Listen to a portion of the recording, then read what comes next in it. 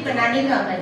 तो यहाँ जितने बैठे हैं अल्हम्दुलिल्लाह उन सब ने बहुत सारे मुर्शीद पैदा किए होंगे, बहुत सारे लोगों, और कोई आम लोग नहीं बैठे हैं यहाँ पर। जितने भी बैठे हैं वो टीचर हजरात हैं।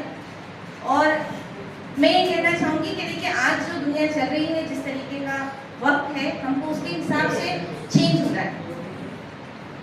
सबसे ज़्यादा हम टीचर हजरात को चेंज होना है, क्योंकि हमारा बच्चा जो आ रहा है आज वो एक इस दौर का बच्चा है। आप देखेंगे कि आज के दौर में क्या क्या चल रहा है। तो हमारे इधर जैसे बहुत सारे लोग काम कर रहे हैं, उसी तरह हम सबको भी चाहिए कि अपने आप को अपग्रेड करते रहें। देखिए हम कॉलेज में तो काम कर रहे हैं, मेरा ताल्लुक टेक्नोलॉजी से, मैं अदब से तो नहीं हूँ, टेक्नोलॉजी से ताल्लुक है। मैंने पीएचडी कंप्यूटर में किया है, और उस लिहाज से हम उन बच्चों को पढ़ा रहे हैं जो बहुत अच्छे बच्चे आते हैं हमारे पास।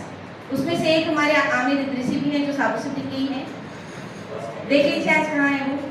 तो अल्हम्दुलिल्लाह हमको फख्र है हमारे उन बच्चों पर। लेकिन मैं एक एनजीओ भी चलाती हूँ जिसके अंदर हम अपने कम्युनिटी सोसाइटी के उन बच्चों को स्किल ओरिएंटेड कोर्सेज देते हैं जो पढ़ना नहीं चाह रहे, जिनको पढ़ना अच्छा नहीं लगता है, लिखना लिखी अच्छी नहीं लगती। हमारे बच्चे बहुत प्रैक्टिकली बहुत साउंड होते हैं, उनको किसी अच्छे साइड पे मोड़ने की ज़रूरत है।